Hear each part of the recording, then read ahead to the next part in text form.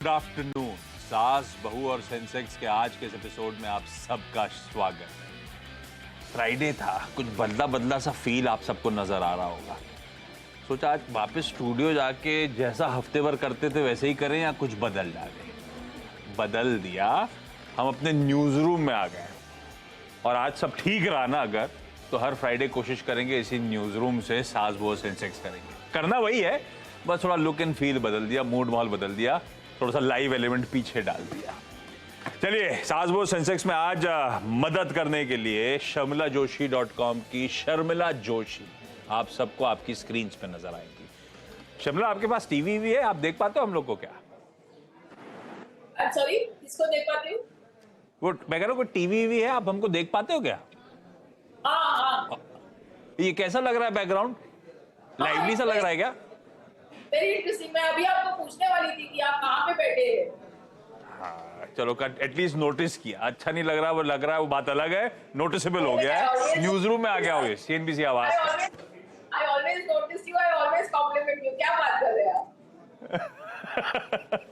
अच्छा, मैं शर्मिला से बातचीत की शुरुआत करूंगा, मतलब मार्केट रिलेटेड। जनरली तो कर दी है बातचीत की शुरुआत, लेकिन उससे पहले हमेशा की तरह वो toll free number, WhatsApp number, Twitter ID, even Instagram ID, जो कन्वीनियंट हो, जैसे कन्वीनियंट हो, रीच आउट करिए ताकि हम लोग आपसे कांटेक्ट कर पाए, ताकि समझ पाए आपकी दिक्कतें क्या हैं और शर्मिला जैसे मार्केट वेटरन्स, बाजार के जानकारों से उन क्वेरीज को सॉल्व करवा सके। और फ्राइडे को जरा मार्केट स्क्रीन्स पर आएंगे आपके एकदम फ्लैटिश नोट, जहां हमने कल कामकाज की समाप्ति करी। एक्सपायरी के दिन थर्सडे को उन्हीं लेवल्स पे प्रिसाइसली निफ्टी इस समय आपको कामकाज करता हुआ नजर आएगा। फ्लैट है, लेकिन इस दौरान वॉलेटिलिटी आई, ऐसा नहीं कि वॉलेटाइल नहीं था, सीमित दायरे में, लेकिन अस्थिरता देखने को मिली। एक तरफ हमने 70 पॉइंट का दबाव भी देखा, एक तरफ 56 पॉइंट का उछाल भी भारतीय बाजारों में निफ्टी में एक समय देखने को मिला था। इस समय की हाईलाइट ये है कि दिन के लोज से, मेरे ख्याल से 18,060 के दिन के लोज है जो आपको स्क्रीन पे चार्ट पे नजर भी आ रहा होगा। उन 18,060 के सामने हम 18,131, 130 के जोन्स पर ट्रेड करते हुए दिन के लोज से बढ़िया 70 पॉइंट की रिकवरी है। पर दायरे में है, इसमें कोई शक नहीं है, वो बिल्कुल आपकी स्क्रीन पे। पर यह है अच्छा कि पिछले 3 दिनों के पेन के बाद एटलीस्ट कुछ साइंस ऑफ स्टेबिलिटी है। वॉलेटिलिटी एक बहुत दायरे में और इस समय फ्लैट ट्रेड कर रहा है। यह है कहानी आज के अब तक के बाजार की। निफ्टी बैंक जो अब तक, इवन कल तक फ्रंट फुट पे था, आज थोड़ा सा 1/4% कल निफ्टी बैंक की कई सारे दिग्गज कॉन्स्टिट्यूएंट से मदद कर दी थी बाजार की। आईसीआईसीआई बैंक, एचडीएफसी बैंक वगैरह। वो निफ्टी की कंट्रीब्यूशन प्लेट भी स्क्रीन पर आ जाएगी। निफ्टी बैंक 1/4-1/3% के दबाव के साथ इस समय ट्रेड करता हुआ। दरअसल हो क्या रहा है, कंट्रीब्यूशन प्लेट आपको क्लियरली हाईलाइट करेगी कि आईटी दिग्गज, कोई इन्फोसिस, कोई टीसीएस स्ट्रॉन्गर स्टेट पे नजर आ रहे हैं, कोई एचडीएफसी ट्विंस दिक्कत करते हुए इस समय बाजार की। ये कहानी है। खैर, मार्केट्स के लिए डिटेल्स और टिकट टीम हमेशा बढ़िया तरीके से चलाती है, आप प्लीज वॉच आउट करते रहिएगा। मैं सवाल जवाब के सिलसिले की इस समय शुरुआत कर रहा हूं और आज हमें महाराष्ट्र के पुणे जाना है, हरियाणा में गुरुग्राम जाना है और तमिलनाडु में चेन्नई जाना है। सब आपको आपकी स्क्रीन पे साक्षात नजर आएंगे, सब लाइव जुड़ते हुए। सबसे पहले महाराष्ट्र के पुणे से शुरुआत करता हूं। कीर्ति लाड़ आपको आपकी स्क्रीन पर नजर आएंगी। कीर्ति मैम, हाय, गुड आफ्टरनून मैम। कीर्ति मैम, क्या करते हो आप? कितना समय हो गया शेयर बाजार में और शेयर बाजार की जर्नी आपकी कैसी रही? मैं एक आईटी प्रोफेशनल थी और फिर मैंने करियर चूज किया और अभी एक होटल ओन करती हूँ पुणे में।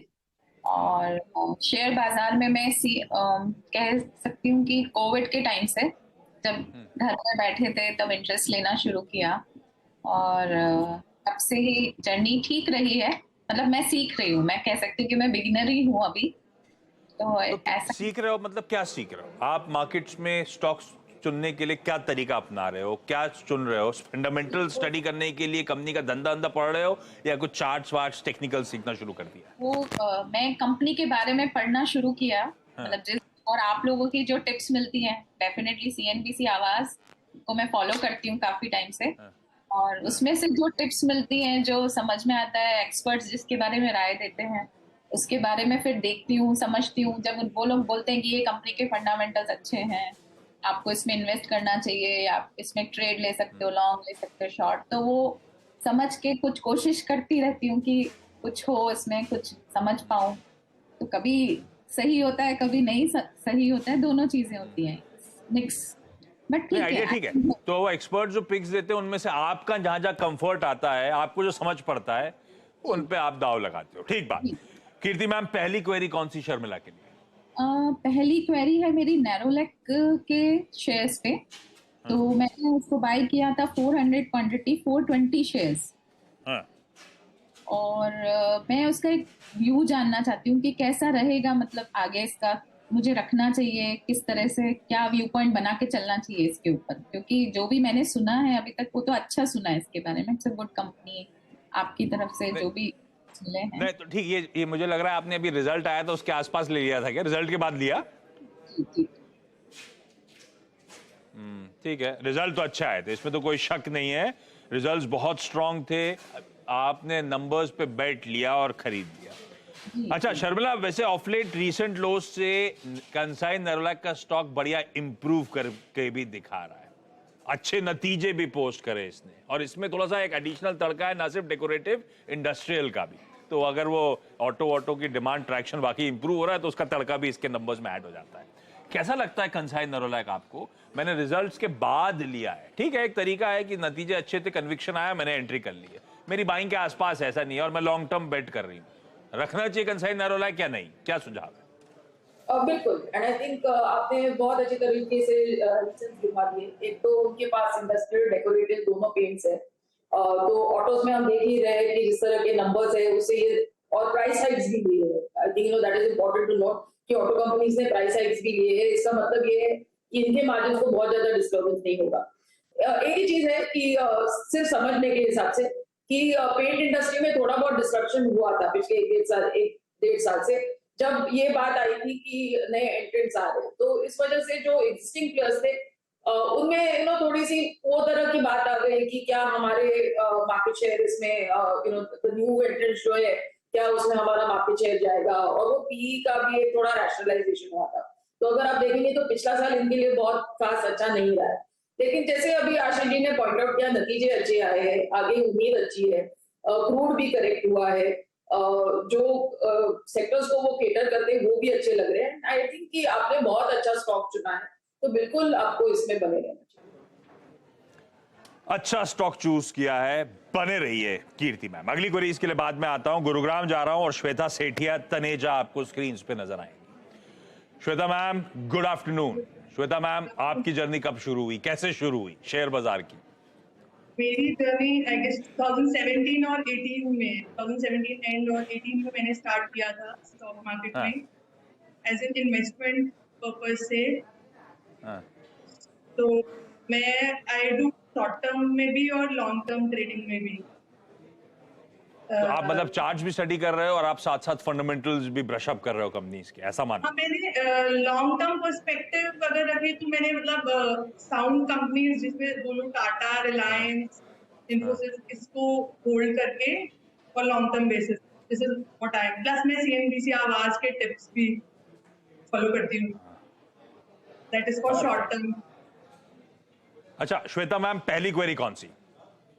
पहली क्वेरी है सर मेरी आईआरसीटीसी की। मैं 160 शेयर्स होल्ड करती हूँ और एवरेज कॉस्ट जो बाइंग प्राइस है मेरा 828 है और ये लॉन्ग टर्म होल्डिंग है मेरी।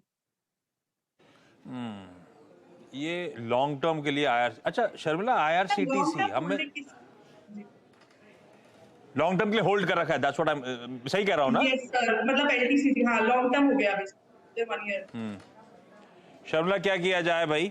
828 ही खरीद, मेरे ख्याल से इस समय 610 ऑड लेवल्स पर आईआरसीटीसी कामकाज कर रहा है। खैर इसने बहुत अच्छे दिन दिखाए थे, इसमें कोई शक नहीं है। एक समय क्या रीरेट हुआ था, ये monopoly stories, even monopolistic stories बाजार को एक समय बहुत पसंद आई थी, वो सब फिजल आउट हुई। और एक हमेशा डर रहता है, मैंने बहुत पीएसयूज को एकदम कितने भी अच्छे फंडामेंटल्स, कितने भी अट्रैक्टिव लगे, वो है ले दे के सिक्रिकल सी बरसाती मेंढक। आईआरसीटीसी उनमें से है क्या? आईआरसीटीसी पे व्यू क्या बनता है? और मेरी बाइंग से काफी नीचे चल रहा है, 200-250 रुपए नीचे। काफी कंसर्न्स रहे हैं ये स्टॉक के लिए, क्योंकि थोड़ा एक तो कोविड का इम्पैक्ट रहा, क्योंकि आपका जब मोनोपोली ही ट्रैवल से रिलेटेड है, टिकट बुकिंग से है, जो ट्रेन में खाना जाता है उससे है, पानी जाता है उससे है, तो जाहिर सी बात है कि अगर आपकी ट्रेन ही रुकी हो तो एक इम्पैक्ट आएगा आपके बिजनेस पे। लेकिन अब धीरे-धीरे चीजें यानी रिजल्ट्स में भी हमने नतीजों में भी इम्प्रूवमेंट देखा है। लेकिन अब ये एक नया डर है कि शायद जो टिकटिंग से उनको इनकम रेवेन्यू मिलता है वो एक तरह से पीक आउट हो गया कि इससे, क्योंकि अभी वो प्री कोविड लेवल्स पे चला गया है। बट मेरे हिसाब से आपको इसके आगे देखना पड़ेगा और ये मुझे स्टॉक ये लेवल्स पे काफी अच्छा लगता है। थोड़ा आपको थोड़ा पेशेंस रखना पड़े शायद, क्योंकि मुझे लगता है कि अगर आपको याद होगा डायल बैक की इन 2018 2019 जब ये सबको स्टॉक पसंद आता था, तो ये भी बातें वो कर रहे थे कि वो लग्जरी ट्रेन्स और उस तरह के प्राइवेटली मैनेज ट्रेन्स में भी जाने की सोच रहे।